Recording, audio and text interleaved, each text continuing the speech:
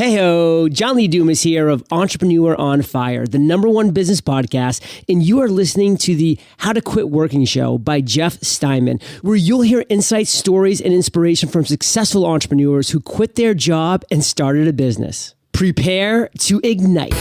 This is the How to Quit Working show. Jeff Steinman believes entrepreneurship is the only true path to freedom. That's why he created the How to Quit Working show, where you'll hear stories, insights, and inspiration from lifestyle fanatics who left their soul-sucking 9-to-5 job forever.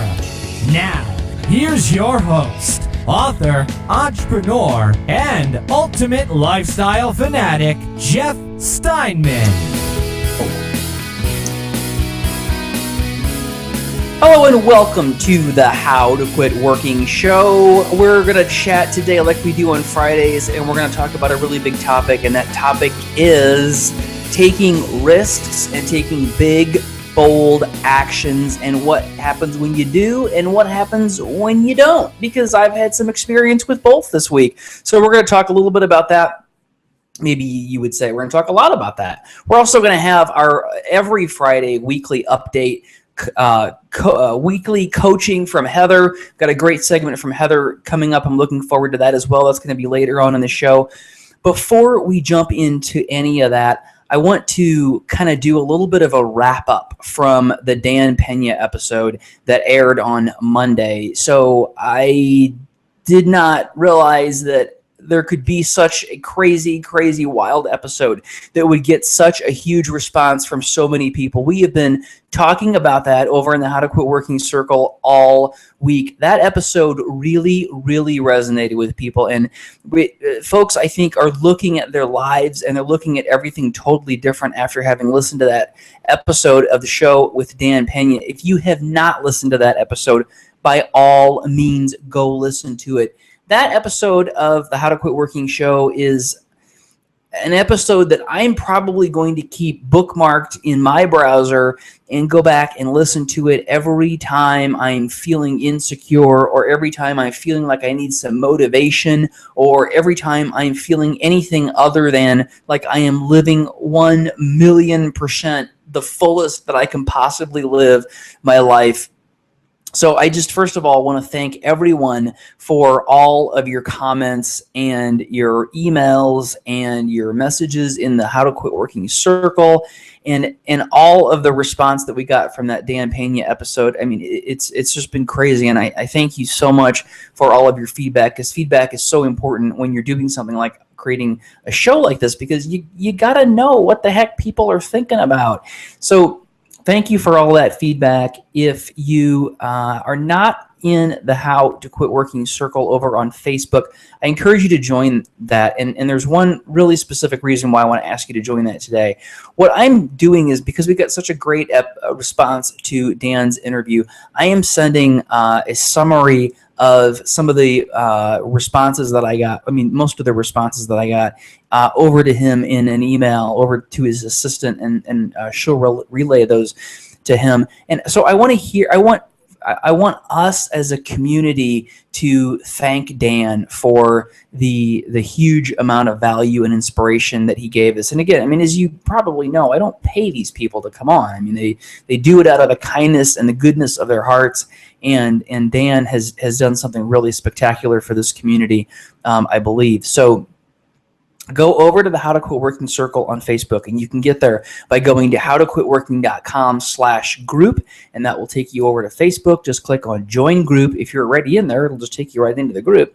And there's a thread right at the top that is asking for feedback for Dan. So make a comment there. Let Dan know what you thought about that episode, and be sure and thank him. And I'm going to aggregate all those up along with all the other responses that I've gotten, and I'm going to send those over to Dan. So I'm going to send the entire list, every comment. I'm going to put them all into that email, and just let him see how much he has really influenced this group and the people in this group. And that's going to be really cool. So make sure you go over to howtoquitworking.com/group and put a message out there for me to send back to Dan. Now, I also want to play for you an audio that I got. This is from Justin. He's in the How to Quit Working Circle on Facebook, and he wanted to express some his gratitude to me and to Dan for providing such a great show. I'm going to play that for you right now. So have a listen to Justin's comment about the Dan Pena interview. Thank you very much, Jeff, for releasing this podcast with Dan. Listen to it was a wake-up call. I cannot find the words of how grateful I am for listening to this uncensored. Thank you again, Jeff. Amazing stuff, Justin. I'm so glad that was valuable for you, and thank you so much for your comment. I really appreciate it. I know Dan will appreciate it. I'm obviously sending that along with all of the other stuff that I'm sending over to Dan. So great stuff. Again, if you haven't listened to that, give it a listen. I'll link it up in the show notes below, and just listen to it. It was an amazing interview that has changed the way a lot of folks are looking at their business and their life in general. All right, now just a quick logistical update. If you're here in the U.S., you know that we have a holiday coming up next week. It's called Thanksgiving. And just a couple updates on what the show schedule is going to be like.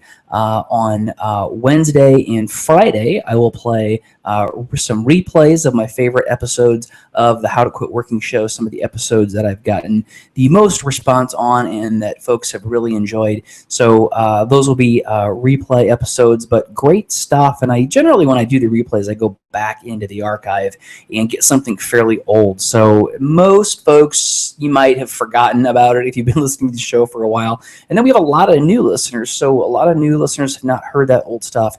So pulling out some of the best stuff, replaying that for you next week. Also, if you're out in the How to Quit Working circle, this is How to Quit Working, and I know that I know that Heather is looking forward to spending time with her family around Thanksgiving. I'm looking forward to taking some time off around Thanksgiving, so I won't be as active in the Facebook group, and so things will be not shutting down here, but things will be a little bit less active next week around Thanksgiving, and then we'll also things will be a little bit less active around Christmas as well, so that we can all take an opportunity to really enjoy ourselves and focus on our families and our friends and all the things that we like to do around the holidays. Now, between Thanksgiving and Christmas, however, there will be no slowdown of the action on the How to Quit Working show because I've got some really, really amazing guests. I have a really, really great show that I taped just, I taped it just yesterday. Another really, really super inspiring interview from one of the most famous people I think that's ever been on the How to Quit Working show. So that's coming up in just a couple of weeks as well. That'll be the Monday after Thanksgiving is when that will air. So a lot of really, really cool stuff coming up. But just know that we'll be a little bit more sort of on the down next week. Into the topic for today, and the topic that I want to talk about today is making a lot of folks talk about this. This gets talked about a lot, but I want to kind of really break it down and get really practical and really talk about kind of what does it really mean to take that really bold, risky action. One of the things that Dan Pena said in the interview last week was that the reason why people are held back so often is because of fear and not taking action. And I think that's so important. And, you know, one of the decisions that I made a while back about how to quit working was that when I talk about things, when I talk about quitting your job and starting a business, I'm never going to put a bunch of disclaimers out there like a lot of other folks do about, oh, well, make sure you be careful, make sure you do this, make sure you do that, make sure that you don't take on too much risk, or you know, make sure that you got this figured out first, and make sure that I've never wanted that to be part of How to Quit Working. And I'll tell you the reason why. The reason why I don't want any of that be careful rhetoric, and you don't hear any of that from me, is because That's not a problem. Being careful and being cautious and making sure that you do everything right, that's not an issue in our society. Being cautious and being careful is what everybody does.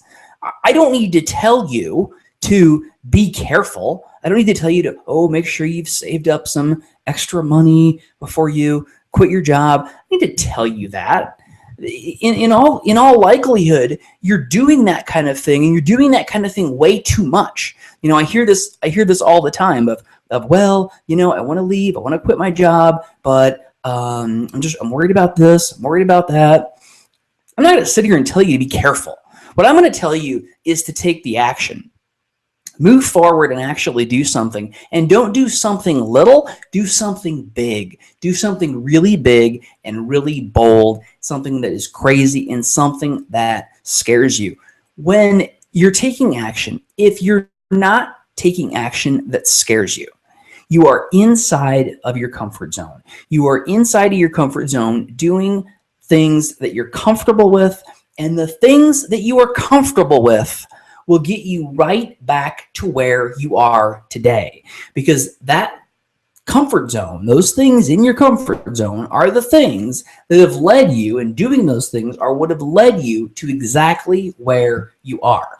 Doing more of those things inside your comfort zone will lead you right back to exactly where you are. I have seen this in my life and in my business time and time and time again. I spent a solid year as I was growing my business completely inside my comfort zone, completely doing the same things over and over and over again, and expecting different results, which is, as Einstein said, the exact definition of insanity. When you're inside your comfort zone, sometimes I think we also get confused, and we think that maybe doing different things that are also inside of our comfort zone is going to give us different results, and it will give us slightly different results, but it's just different stuff inside your comfort zone. It's just a slightly different flavor of where you are. You will not make big changes in your life, and you will not make big progress in your life until you step out and do those things that really, truly scare you. And you've got to realize that as you progress on your journey, you have to continue doing bigger and better and more scary things. And what was scary 6 months ago is not scary now. Right? So you have to continue to push yourself beyond and beyond and beyond and further outside your comfort zone, and always do these continuously, additionally more and more scary things. And what happens is when we're looking at something and we're looking at it and we're trying to decide, well, should I do this or should I not do this? And we look at it, and what happens is we say, should I do it? Well, yeah, look at all the good things that could happen. And then we start to say, oh, yeah, but look at all the bad things that could happen. And then what our little lizard brain starts to do is it starts to rationalize. And it starts to say, well, it really would be smarter maybe if I didn't do it because of this, this, and this. And I'll tell you the thing that I always do.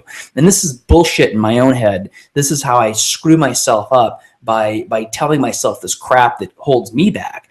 Is I say, well, should I do this? Well, yeah, I think I probably should do this, but I'm scared. So what I say to myself is, well, maybe I should wait until after. And this is something that I do to myself, and you probably do very similar things, but I say I should wait until after I do that, because that thing maybe would help me in some way. Well, what that really is it's an excuse for actually not doing it. It's an excuse for staying inside my comfort zone longer. And when you can identify those little patterns and those little habits and those little bullshit things that you tell yourself, and you're telling them to yourself because you think it's the right thing to do, you think that it's the smart thing to do, but it's actually the safe thing to do, that's when you're really holding yourself back. But when you can identify those things, wow, then you become cognizant of them. Now, I'm going to, speaking of talking about things that scare you, I don't like talking about my personal situation and my personal crap. I don't like it. I'm a fairly private person in many ways, and I don't like talking about it. But I do know that it provides value to people when I do talk about it. And since it scares me a little bit, I'm going to go ahead and do a little bit more of that than I normally do. So I'm going to talk about something that happened to me this week that that I really screwed up. I really screwed up because I did that stupid rationalization, and I held myself back from something. So I was working on. I had 2 real estate deals in progress. Okay. I was working on buying 2 different properties. And now buying one of the properties, just buying one of them is pretty well inside my comfort zone. It didn't scare me to buy the one. However, to buy 2 of them, that did kind of scare me. It actually scared me a lot. And what happened was, as I was negotiating on price, and I got the first one, and that's underway. The second one, as I was negotiating the purchase price, here's what I did. I was scared about buying both of the properties at the same time because of, there was going to be rehab on both of them, and it was going to be a lot of work, and there was going to be a lot more money involved, and it was going to stretch me financially a lot more. There would be more risk and all that stuff. And what happened was, as I was negotiating on that second property, in my head, I said to myself, well, maybe you should be more conservative with this. And I became more conservative in my negotiation, and I ended up losing that deal. And there was a little bit of relief on my part when I lost that second deal. But here's what happened. Because I have reached a point where I can identify when I'm playing that bullshit crap in my head, and I realized what I was doing when when that second deal fell through and it was final that it was not going to happen, and some other person is making that money that I should be making, when I hit that point and I saw what had just happened, I realized that what I had done was I had rationalized myself out of taking risk, right? So I had made up these little things in my head saying, well, maybe you should just offer less for this property and be a little bit safer. And in reality, I was kind of telling myself that, I was telling myself that was the right thing to do, that I shouldn't go any higher because there was just some additional things that would have been happening and just additional difficulties at that higher price level. And I was telling myself all of that stuff. But after it was all said and done, what I realized was that none of that really was factually true. None of that made any sense whatsoever. It was all just me rationalizing my fear. And I rationalized my fear of stepping outside of my comfort zone. I did not get that second deal, and somebody else is going to make all of that money, and I'm not. And one of the things that I now am able to really realize is, first of all, being able to see that silliness that goes on in my head, and that just holding myself back. That's so, it feels so terrible afterwards. Now, if I had gotten that deal afterwards, I would have felt a lot of fear about all of the work that was going to come up and all of the money that was going to be required to make both of those deals happen over the next couple of months. But what I felt instead was this really awful feeling of, Jeff, you chickened out. You knew what you needed to do to really take this thing to the next level, but you didn't do it. You just chickened out, and you rationalized your way out of it, like you always do. This is what I'm saying to myself. And it felt really, really bad. It felt really, really crappy. It felt like the same crap that's kept you stuck for so long, and you did it again. And I think that, and I'm not looking for pity. I'm not looking for sympathy, because I've moved on, right? And what I'm doing now is I'm looking back on that as a lesson.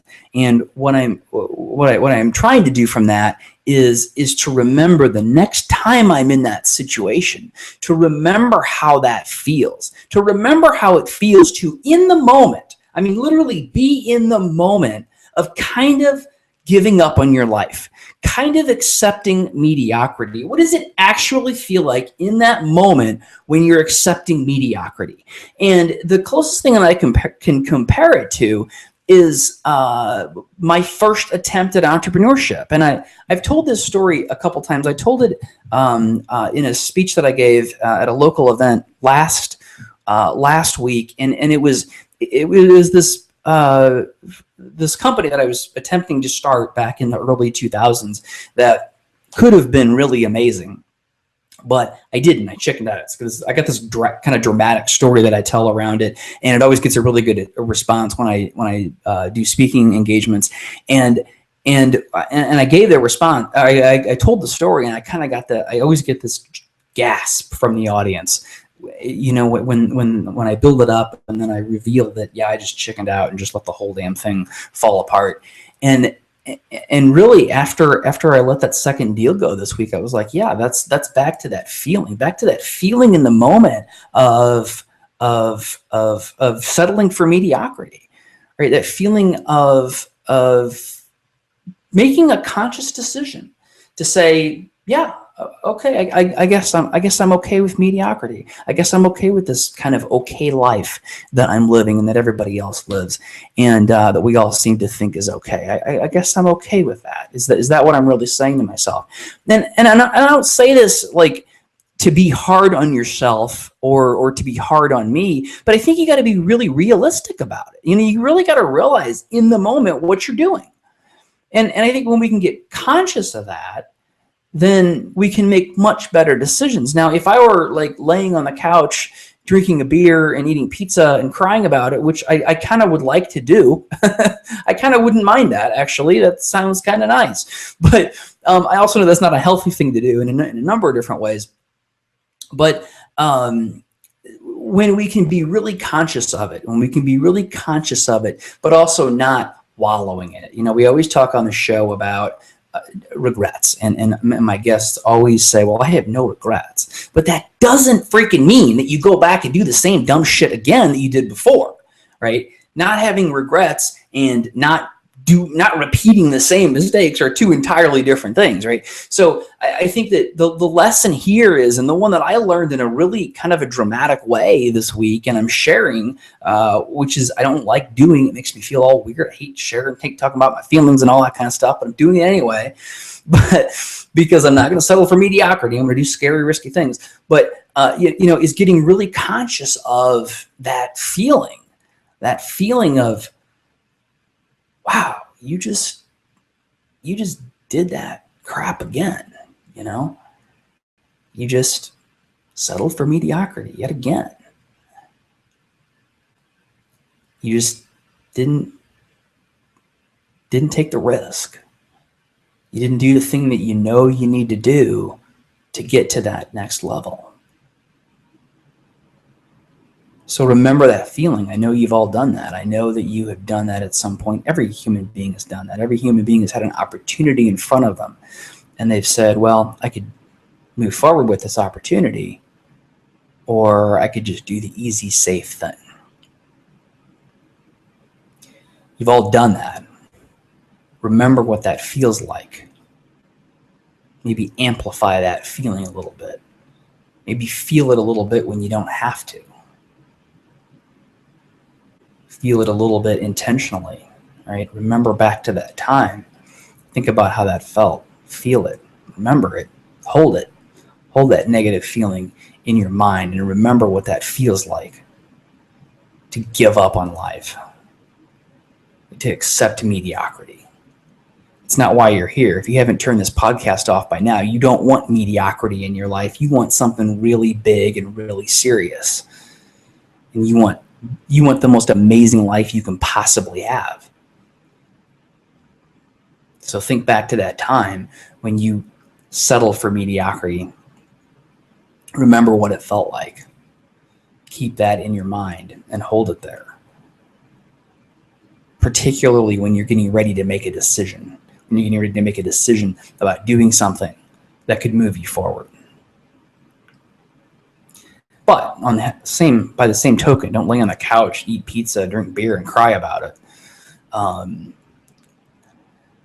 That's not good either, right? You gotta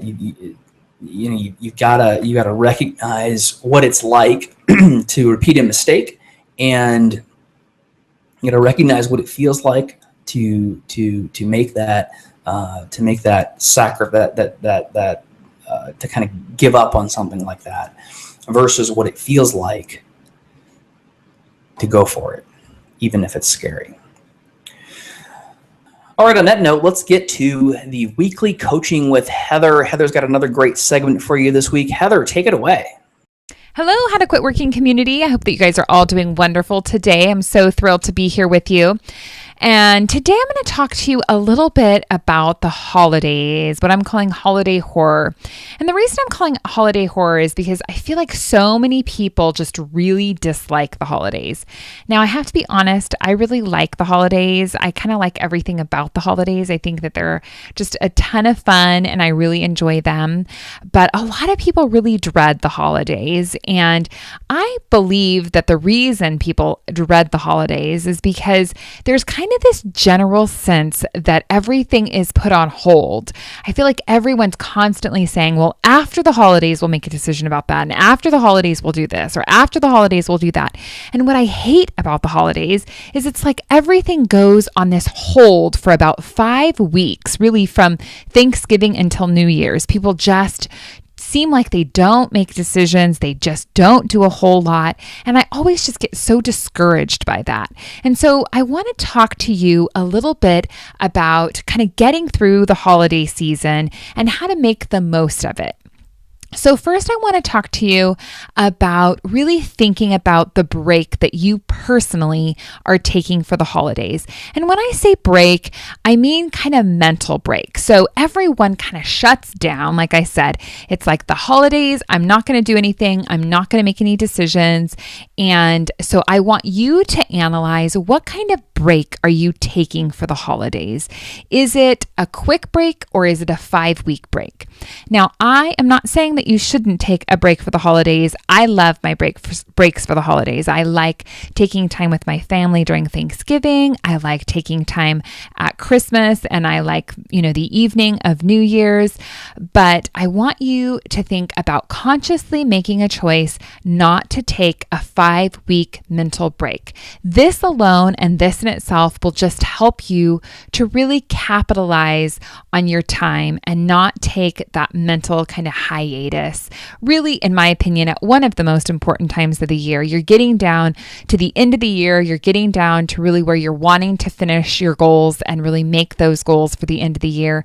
And just at Thanksgiving saying, well, we'll just kind of wait until the New Year's doesn't make a whole lot of sense. So really think about the mental break that you're taking and choose not to take a mental break. When you're on your days off, when you have your days that are you've set aside to be with your family, be present with your family. But when you're at work, be present at work, be present either in your job or in your business. Next, I want you to really think about limiting the number of activities that you participate in. There are so many things that happen during the holiday season. My family goes to Christmas parades and we go to parties and church services, and it seems like there's a gazillion open houses. You could literally fill up 5 to 6 nights a week with different activities. And so my encouragement to you is to really think about maybe selecting 1 or 2, maybe 3 at most activities that you're going to participate in every week, and just limit the number of activities that you have. When you're overwhelmed with activities, you're overwhelmed with life, and it just spills into every corner of what's happening. And so I really want to encourage you to think about limiting the number of activities that you have going on.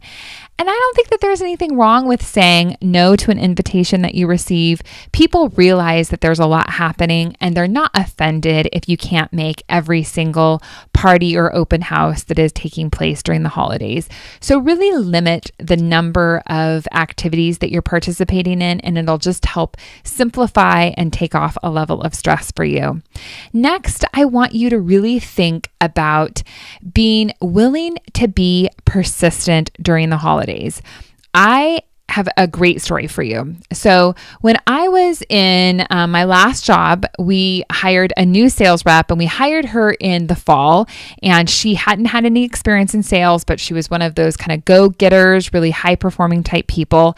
And we always had kind of a theory in our company that between Christmas and New Year's, it was just a dead week. No one was going to do anything. No one was going to sell anything. And that was our expectation. We knew every year that we weren't going to accomplish a whole lot in that week. And so we just kind of counted on it. We literally even budgeted 0 sales for that week, which was, a great thing to do. So we had this sales rep, and I was planning on taking that week off, and I left to go on my trip.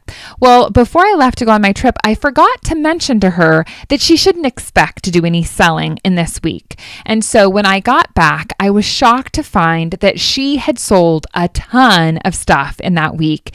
Not only had she sold a ton of stuff in that week, I think she sold more in that week than she had sold in like the prior 4 put together. So it was just kind of a slap in the face for me to realize that I had created this unrealistic expectation that nothing was going to happen that week, that sales weren't possible that week. And here this brand new sales rep who didn't have these really poor expectations of performance went in and she accomplished a ton in that week. And so my encouragement to you is to really think about the idea of being persistent through the holidays, whether it's sales, whether it's getting through with maybe possibly your budgeting numbers for the following year, whatever task you have. Think about really accomplishing that task and being persistent, going in with the mindset that everyone isn't on a mental break right now, but that you have the capability of really getting the things accomplished that you want to accomplish. That will be huge and really taking you to the next level and kind of getting you through that holiday hump.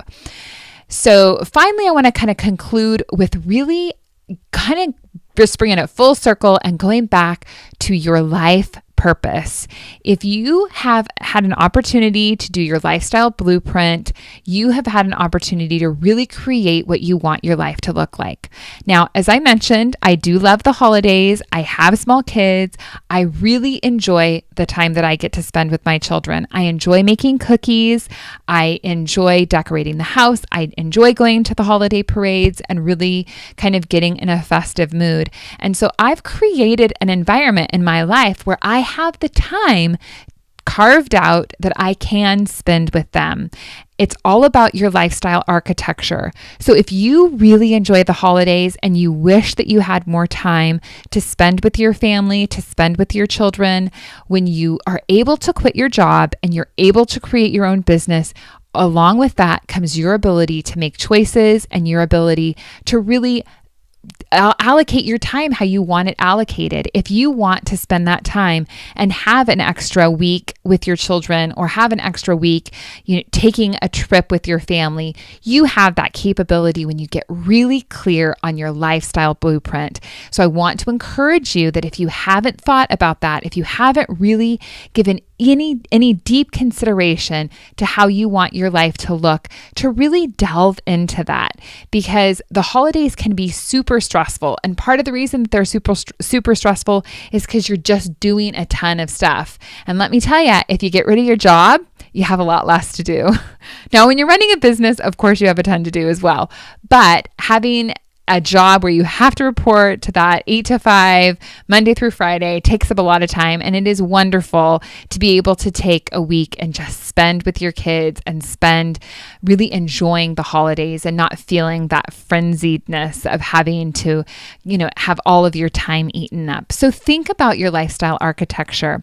I just want to leave you with the thought that the holidays don't have to be a disaster. You can go in there, you can be present in your activities. You can really do away with the idea that you need to take a mental break during the holidays and get accomplished what you want to get accomplished, get clear on your life purpose and your values, and have a great season. We'll talk to you real soon. As always, amazing advice from Heather. Heather, thank you so much. And if you want to have a personal conversation with Heather, if you actually want Heather giving you her guidance through all of her 16 plus years of entrepreneurial experience, starting multiple businesses, go over to howtoquitworking.com/coaching and get more information about coaching. Reach out to Heather. Her contact information is there, and you can get all the information you need there. And let's see if we can just really move you forward in a really, really big way. And if that scares you, if the idea of reaching out to a coach scares you, well, then maybe that's a good indication that that's something that you should do if you really want to move yourself and your business and your life forward and make it everything that you've ever wanted it to be. And speaking of your life being everything that you've ever wanted it to be, we're going to talk to somebody else who has done that on Monday's show. Before we head into the holiday show, just to remind you, we do have another new show coming up on Monday, and I will talk to you then. Until then, have a great weekend. Don't do things like I did. Don't do things that are not going to take you to where you want to go. Do something bold, do something scary, do something big today. Have a great weekend, and I'll see you again on the Monday on the How to Quit Working show. Thanks for joining us on the How to Quit Working show. Tune in next time when we'll talk to another amazing person just like you who is now living the ultimate life of freedom and doing it on their terms. If you want to learn how to quit working and get these episodes delivered directly to you, visit howtoquitworkingshow.com.